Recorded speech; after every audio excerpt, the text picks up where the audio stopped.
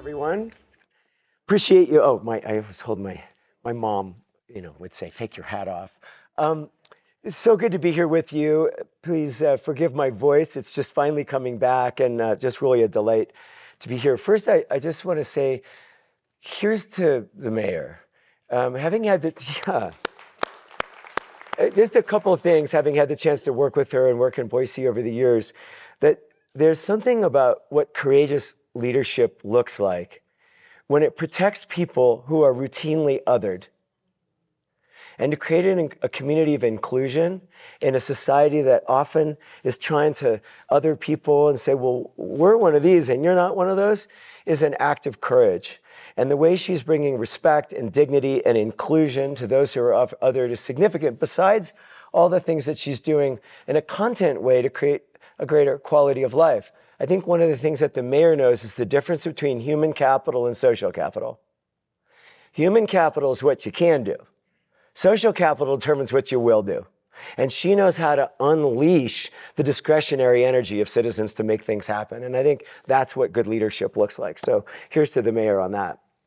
As Amy said, I was honored to grow up here, and over the years I've had the chance to work in about 500 cities in designing place-based partnerships. That led to fancy roles with the Robert Wood Johnson Foundation and Kellogg Foundation, cohorts with the Centers for Disease Control, community change, just like the mayor was talking about, all around the nation. And then in the last decade or so, was able to lead a big part of Kaiser Permanente. We had a few $100 million to invest, and then I led a big mental health foundation. But there was really an incomplete agenda, because as I sort of got to this life stage and all of that changed and entered this third life stage of like, now what? I don't want to work the way I did in the past, but I identified something that is really true for all of us, which is that in the previous 100 years, the lifespan of the American people increased 24 years. Public health, education, all the things we did to lift the well-being of the American people. And in the last 10 years, we have reversed that trend, and now we are living shorter, sicker, more expensive lives. That's what's happening in the US.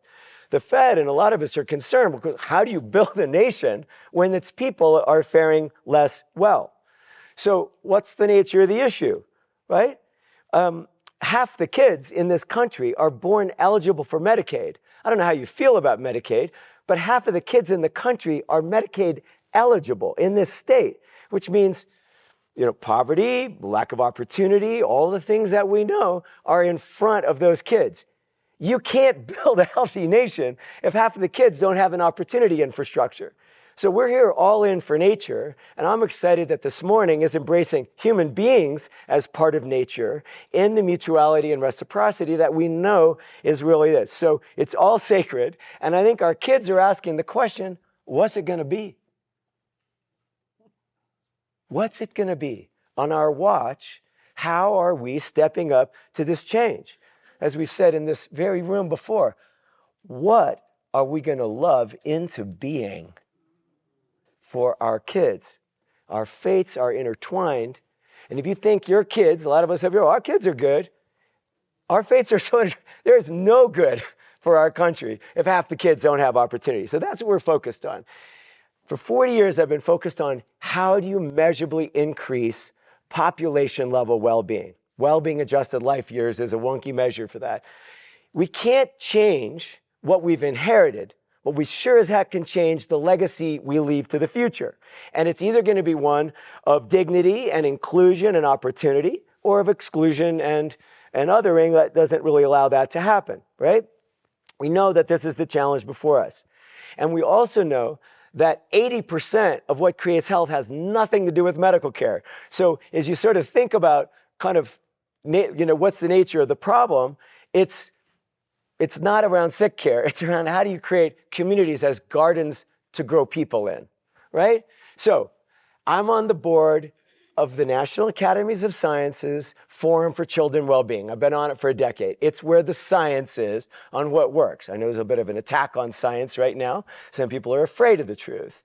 What the truth is there's a lot that works. So Sorry for the little display here. These are all reports out of the National Academies of Sciences, Education, and Medicine that says this is the evidence base on what works. And I'm suggesting that every single one of them ends with the same line. Does anybody have a prediction on what that line is? If we only had the money, right? Oh, no, we got to invest in this stuff, right? Well, I think we all know that.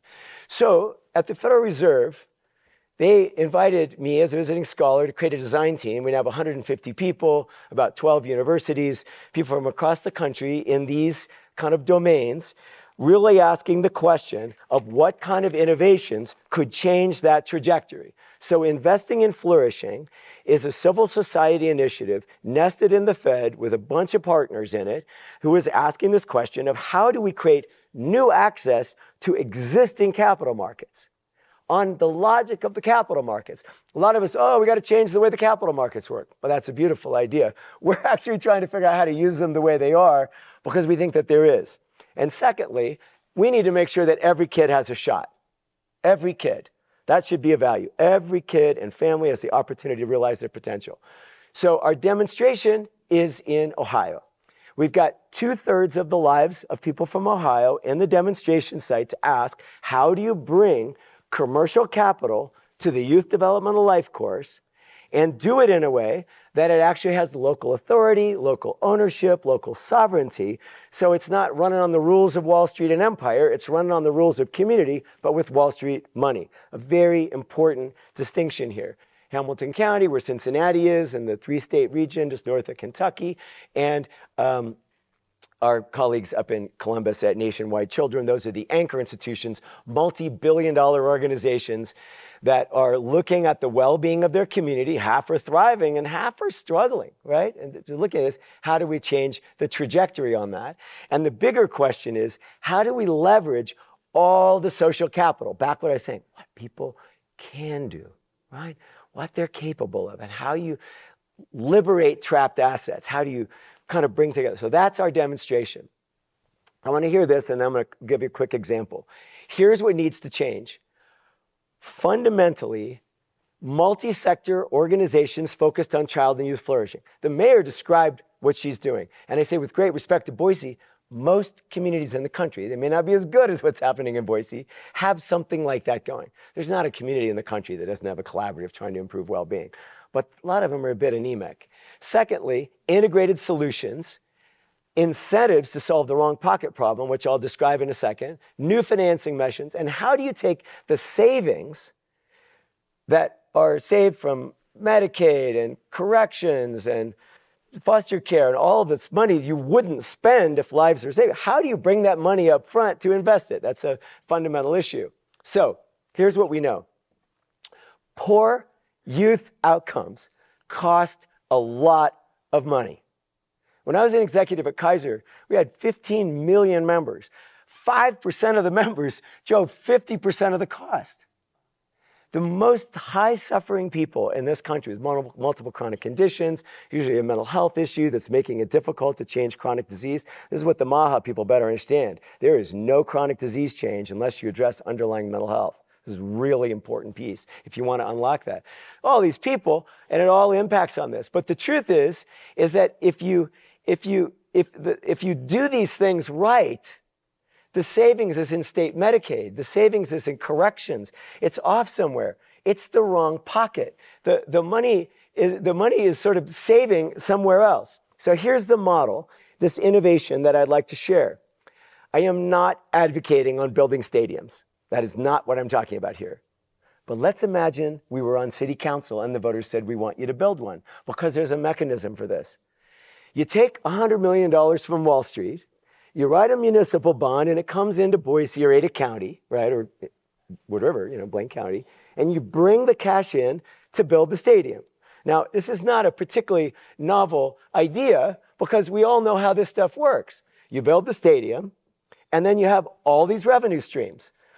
Ticket sales, parking, $2 off of every Taylor Swift t-shirt. Like, there's 30 ways to get paid for the authority to pay back the $100 million bond. There's nothing novel about this.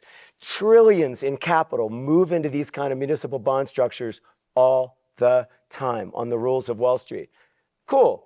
So let's say instead of building a stadium, we want to build a flourishing authority that takes big money from Wall Street, puts it into local control, and invests it in the Youth Developmental Life Course the way the community believes has the highest potential to work locally, rooted in the evidence base of what I showed you before, the science on what actually works in the country, all of those reports. That's the big idea. So you do all these upstream investments, like the mayor said, and here's what we know. You create a healthy community with conducive environments, kids do better. Right? It's not novel. There's all kinds of evidence. It just hasn't been done at scale. In other words, it's lacked sufficient reach, intensity, and duration, what we call dose, to have a population level impact. Tinkering around. This isn't about tinkering. This is about bringing big money. So how does it work? Well, we invest in all these things on the left. You can imagine you do that well for every kid, you're going to have better outcomes. But again, we have this wrong pocket problem where the savings are downstream, much later in other pockets. How do you get that back upstream? We're using pay for success contracts. And the big idea here is that if you keep a kid out of the NICU, let me see if I got these slides right in here. If you keep a kid out of the neonatal intensive care unit, in other words, you prevent that visit, there's a ton of savings. If you take a kid who's not reading at grade level and they're about to end up in special needs at 30 times the cost. Now, if your kid needs special needs, they should get it, right?